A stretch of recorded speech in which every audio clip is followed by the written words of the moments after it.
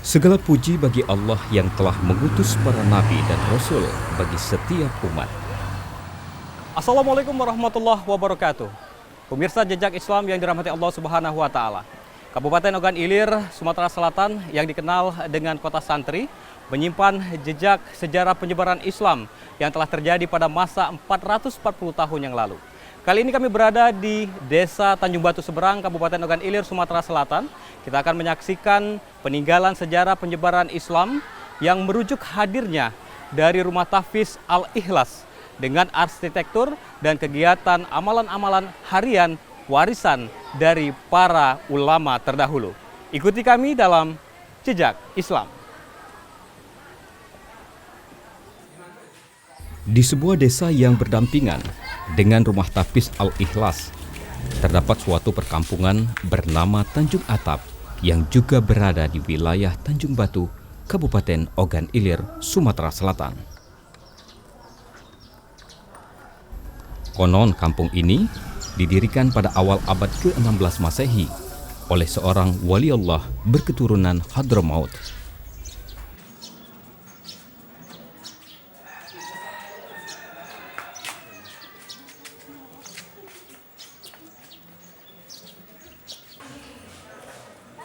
Beliau adalah Asy-Syaid Baginda Sari, atau masyarakat lebih mengenalnya dengan sebutan Usang Raja Umar atau Tuan Umar Baginda Saleh, Raden Amar, dan juga Ratu Panembahan.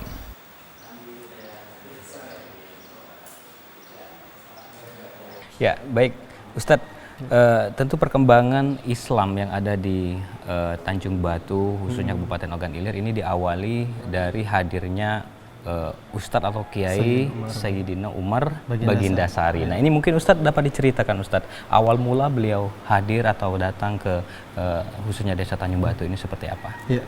Baik, kalau kita berbicara tentang masuknya Islam, bukan cuma di Tanjung Atap di Kabupaten Ogan Ilir bahkan kita berbicara untuk lingkup Sumatera Selatan. Betul. Jadi ketika kita berbicara tentang perkembangan Islam di Sumatera Selatan, maka mau tidak mau kita akan membahas tentang figur Sayyid Umar Baginda Sari. Ya. Karena beliau adalah di antara salah satu tokoh yang menjadi sentral penyebaran Islam pada zaman itu. Jadi beliau, Sayyid Umar Baginda Sari ini, dia aslinya sebenarnya bukan orang Indonesia, keturunan Hadramaut, Arab, yang mempunyai silsilah langsung sampai kepada baginda Rasulullah SAW. Nah, untuk cara beliau menyampaikan dakwahnya ke masyarakat ini bisa diceritakan sedikit seperti apa nih Ustadz? Baik, sebenarnya pertama beliau berdakwah di sini. Jadi masyarakat Tanjung Atap ini dulunya kubu, masih animisme, kita kenal dinamisme dan lain sebagainya. Nah, sejauh ini untuk kebiasaan ibadah yang dilakukan oleh masyarakat sini turunan dari apa yang diajarkan oleh Syed Umar tadi, adakah di sini masih tradisi yang dilakukan seperti itu oleh masyarakat? Jadi baik, ada tradisi sekarang setiap biasanya bulan Muharram. Di sini di Tanjung Atap ini biasanya ada istilah Dekapiaroan kalau bahasa sini. Dekapiaroan yang mana ini sebenarnya selamatan. Selamatan untuk kampung. Setiap tahun itu kita adakan di bulan Muharram. Memang melakukan sedekah di bulan Muharram ini adalah tradisi yang dikembangkan oleh keluarga Wali Songo. Ya. Jadi sampai hari ini alhamdulillah sedekah itu masih tetap laksanakan. Ini diantara merupakan warisan yang ditinggalkan oleh Sayyid Umar Baginda Sari. Baik, terima kasih nih Ustadz atas waktunya. Terima kasih banyak. Baik ya pemirsa, ini merupakan salah satu bukti dari peninggalan Sayyid Umar Baginda Sari. Ini jadi kalau kita saksikan ada kayu, bongkahan kayu, yang mana kayu ini merupakan dulunya tempat beliau menambangkan perahu. Posisi kita berdiri sekarang adalah dulu posisi di mana Sayyid Umar Baginda Sari tinggal. Sedangkan di seberang, di dekat makam beliau, itu adalah tempat di mana beliau dulu biasa melakukan pengajian, berdakwah mendidik umat. Jadi ketika beliau pulang ke sini, beliau biasa menambatkan perahu di sini, dan inilah kayu yang biasa beliau pakai untuk menambatkan perahu tersebut. Ya, Ustadz, saat ini kita kan berada di rumah yang masih menyimpan benda-benda peninggalan sejarah dari Kiai Said Umar Baginda Sari. Bisa diceritakan, Ustadz, ini benda-benda apa saja ini, Ustadz? Baik, jadi ini ada beberapa peninggalan daripada Sayyid Umar Baginda Sari.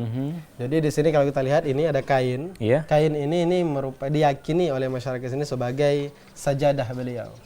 Jadi sajadah beliau, dan uniknya kain ini dia jadi semakin lama.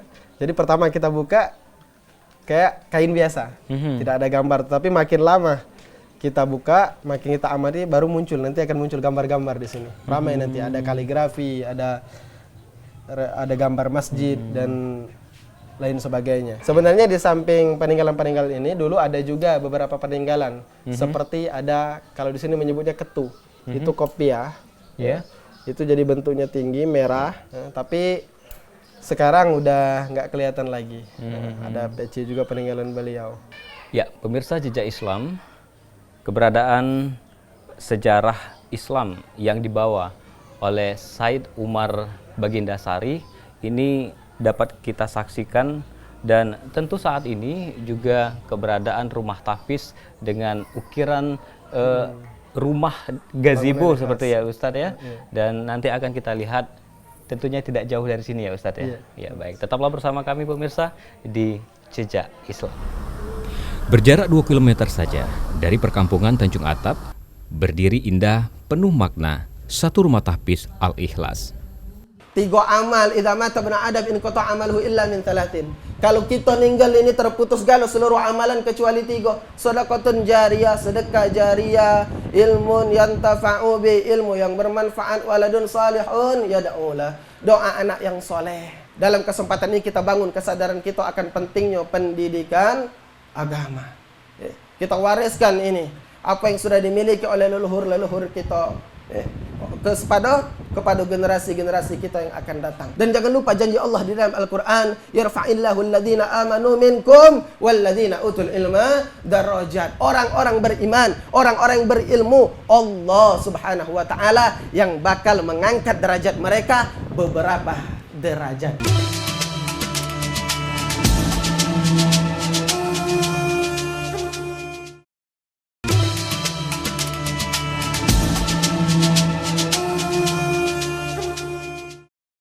Kami dari Wali Santri Rumah Tahfiz Al-Ikhlas Desa Tanjung Batu Seberang ingin bertanya, pengetahuan pokok apa saja ya dalam agama yang dapat diwariskan oleh orang tua kepada anaknya? Wassalamualaikum warahmatullahi taala wabarakatuh.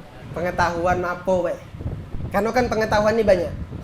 Baginda Nabi SAW, beliau pernah mengatakan, thalabul ilmi faridatun ala kulli muslimin wa muslimatin. Menuntut ilmu itu wajib bagi setiap muslim laki-laki dan muslim perempuan. Jadi siapa yang mengaku dia Islam, maka dia wajib untuk belajar. Saya mau bertanya Ustaz, bagaimana metode yang bagus untuk mewariskan nilai-nilai Islam kepada anak? Suatu hari ayah daripada Al-Imam Al-Bukhari, kita kenal Al-Imam Al-Bukhari. Ini ulama hebat Bapak Ibu yang dimuliakan Allah. Kalau kita baca hadis sedikit-sedikit riwayat Imam Bukhari, sedikit-sedikit riwayat Imam Bukhari. Pernah beliau ditanya oleh orang di zaman itu, wahai Abul Bukhari, wahai ayahnya Imam Bukhari, ini bagaimana rahasianya? Engkau bisa melahirkan anak yang begitu luar biasa. Dikasih makan apa? Maka dijawab oleh beliau, anakku ini sama, baik makan pecah anak-anak yang lain. Uang makan itu dia makan itu juga. Uang minum dia minum itu juga. Tetapi ada satu hal yang aku jaga dari kecil. Semenjak dia dalam kandungan, tidak aku biarkan sedikit pun. Aku jaga betul. Jangan sampai makanan yang syubhat. Apalagi makanan yang haram. Yang syubhat Bapak Ibu yang dimuliakan Allah. Makanan syubhat itu yang tidak jelas status halal haramnya, itu syubhat. Kami ingin menanyakan, apa hambatan terbesar di dalam mewariskan pengetahuan Islam kepada generasi muda?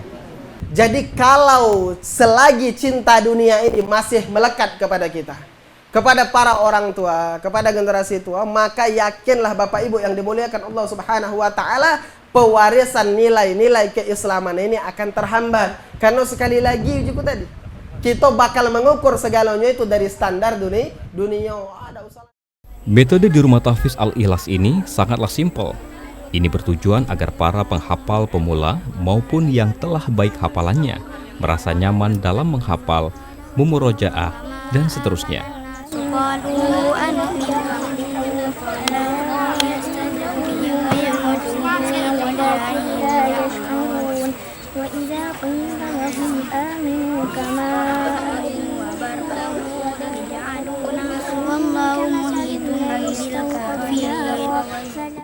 Mereka pun memanfaatkan suasana menghafal di atas perahu di lingkungan rumah tahfiz ini. Alhamdulillah, tanpa disadari mereka anak saya itu sendiri digiat dengan semangat untuk menghafal Al-Quran. Salah satunya yang saya terapkan adalah disiplin dalam waktu. Yang kedua, menempatkan di mana yang harus dia itu jam-jam yang harus diisi. Karena pembagian waktu dia sekolah agama pada siang sekolah SD pada pagi hari, terus siangnya sekolah ibtidaiyah, terus malamnya. Terus lagi mengaji lagi waktu subuh. Jadi ada 2 waktu. Waktu setelah menjelang maghrib dan waktu setelah sholat subuh. Alhamdulillah, Bu. Dengan ada kegiatan begini, Bu, anak-anak menjadi waktunya itu tidak ada yang terbuang, Bu. Peran serta orang tua dalam mengontrol anak-anak mulai dari sebelum subuh, di mana anak-anak diwajibkan untuk melakukan tambahan hafalan mereka atau untuk murojaah. Hayya 'alal falah.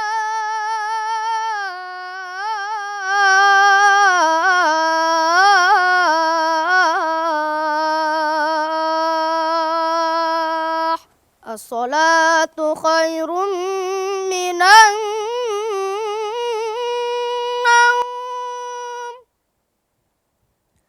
As-salatu khairum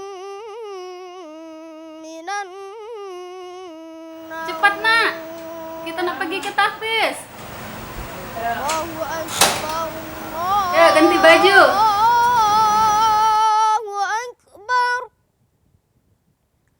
La ilaha illallah.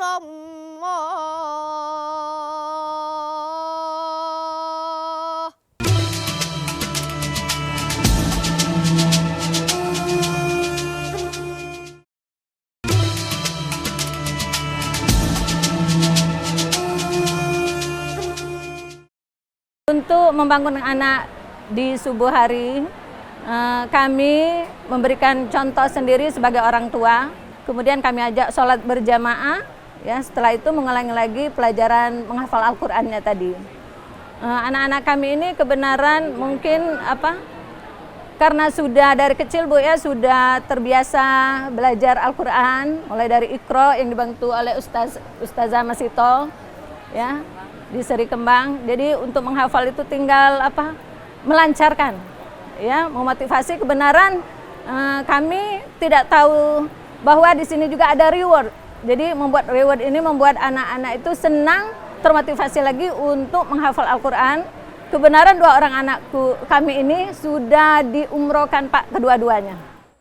Salah satu ciri orang yang berilmu menurut standar Al-Qur'an adalah mereka yang memiliki hafalan Al-Qur'an. Ila siratim mustaqim. Alma, kan misalnya nafasnya Alma itu nggak nyampe ya, itu nggak boleh bacaannya langsung diterusin. Nah, jadi dibikin wakof. Wakofnya dilihat artinya. Nah, di arti yang sesuai. Di sini Alma bisa cocok ke nih di sini nih ya. Nah, habis itu saya jadikan illalladzi, nggak boleh wakafnya di sini, harus hujjatun illalladzina zalamu minhum. Nah, kalau nafasnya nggak nyampe lagi ya diulang lagi, tapi ngulangnya nggak boleh dari situ, harus mundur 1 kata atau 2 kata baru ya. Paham Alma ya? Ulangnya dari sini, dari hujjatun illalladzina zalamu minhum. Nah, terus pas abna'ahum ini kan mat wajib, jadi panjangnya 5 harokat. Abna'ahum. Oke, sudah, perbaiki lagi ya. Bismillahirrahmanirrahim.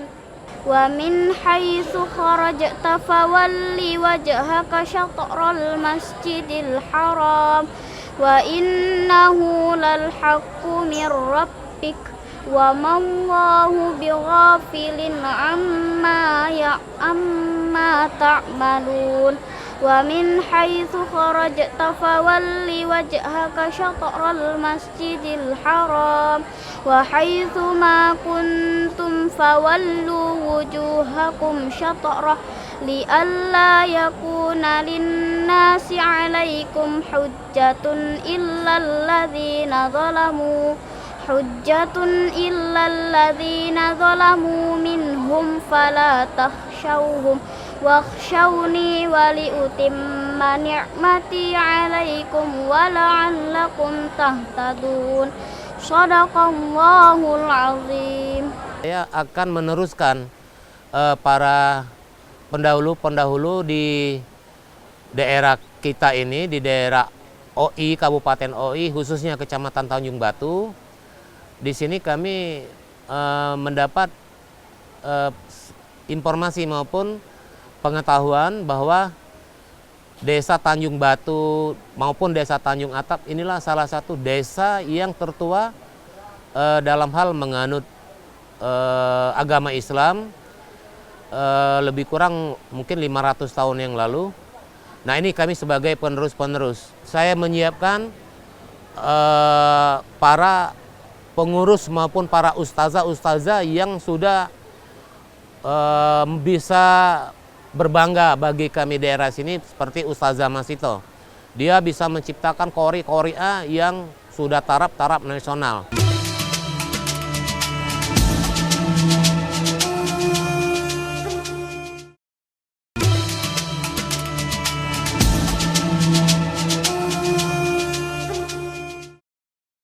Mabruk alfa mabruk.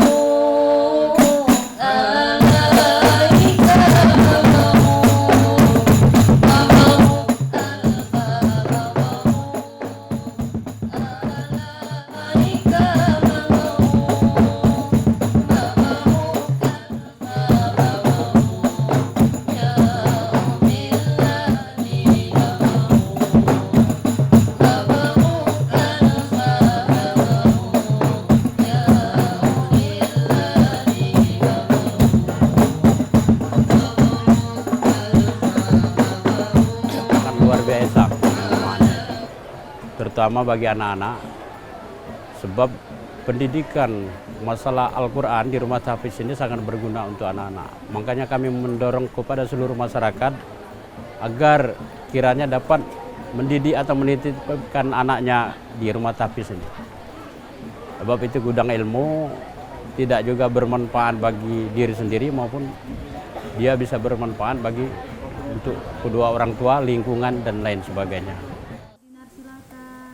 A'udzu billahi minasy syaithanir rajim.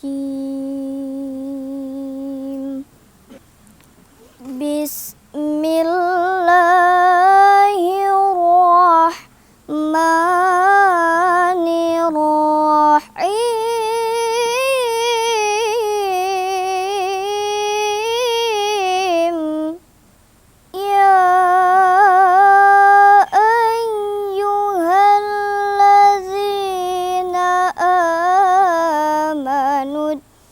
Taqullaha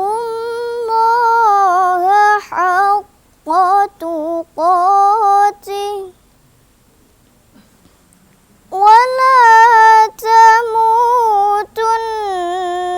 illa wa antum muslimun.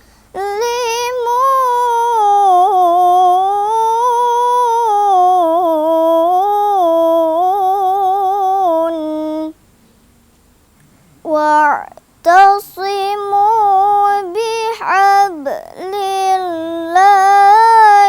jami'an wa la tafarraqu. Di sini kami bersama dengan santri-santri Rumah Tahfiz Al-Ikhlas, yang mana di sini santri-santri menghafalkan Al-Quran dengan metode yang pertama-tama. Untuk menghafalkan Al-Quran harusnya satu, mempunyai nawaitu yang baik, ikhlas karena Allah, semangat dan tekad yang kuat, serta dengan sungguh-sungguh untuk menghafal Al-Quran. Tidak lepas dari itu, menghafal Al-Quran wajib mempunyai bacaan tahsin yang baik dengan fasih, hak dan mustahak hurufnya terpenuhi sehingga bisa mencapai hafalan Al-Quran yang mutkin dan dobit dengan hafalan yang benar-benar bagus, sempurna, insyaallah. Alhamdulillah di sini kita memakai metode sama seperti metode menghafal Al-Quran di mana saja berada. Karena metode menghafal Al-Quran baik yang kita dapat dari para muwajjih ataupun para asatis, kiai-kiai maupun pedoman-pedoman menghafal Al-Quran yang lainnya sebagaimana yang Rasulullah ajarkan. Salah satunya ketika menghafal Al-Quran harus bersuci, berwudu, menghadap kiblat. Untuk yang laki-laki, untuk yang perempuan, untuk yang muslimah harus menutup aurat, dengan suara yang lantang, baca surat Al-Fatihah, selanjutnya menghafalkan, membaca dulu satu halaman itu dibaca sampai dari 15 sampai 20 kali sampai benar-benar merasa yakin bacaannya bagus, barulah dihafal dari ayat 1 hingga sampai ayat terakhir. Dari ayat 1 misalnya dibaca 15 kali sampai 20 kali, setelah hafal ditutup mushafnya, dibaca lagi. Kalau merasa benar-benar hafal, lanjut lagi ke ayat 2 sampai ketika hafal semuanya baru disetorkan kepada ustadz dan ustazahnya di sini. Di sini juga kami metodenya karena untuk menghafalkan Al-Quran ini tidaklah mudah bagaimana untuk menjaganya. Jadi harus diulang-ulang dengan murojaah. Nah, di sini kita mempunyai metode kalau sudah selesai 5 halaman atau 1/4 dalam 1 juznya wajib di murojaah kepada para ustadz dan ustazah. Ketika setelah lulus, kata ustadz-ustazahnya telah lulus, maka baru dilanjut ke halaman 6 sampai 1 juz, sampai 20 halaman. Ketika 20 halamannya benar-benar lancar, kita ustadz-ustazahnya yang pembimbingnya akan memberikan surat rekomendasi yang akan disampaikan kepada tim penguji tasmi atau pentasmi bacaan hafalan dengan mutkin, dengan hafalan yang baik. Ketika telah ditasmi dengan tim penguji, apabila dinyatakan lulus, maka akan mendapatkan pin seperti ini. Kalau sudah mendapatkan 4 juz, diberikan pin 4 juz. Nah, apabila mempunyai hafalan sampai 5 juz, dia akan harus wajib dimurojaah dari juz 1 sampai juz 5 dalam satu bacaan atau dalam satu duduk. Begitu. Mabaruk alfa mabaruk. Keberadaan Rumah Tahfiz Al-Ikhlas diharapkan dapat mencetak generasi yang ahli membaca dan menghafalkan Al-Quran serta menjadi insan yang Qurani. Demikian Jejak Islam edisi kali ini. Saya Andi Muhammad Said, mewakili kerabat kerja yang bertugas. Terima kasih atas perhatian dan kebersamaan Anda. Wassalamualaikum warahmatullahi wabarakatuh.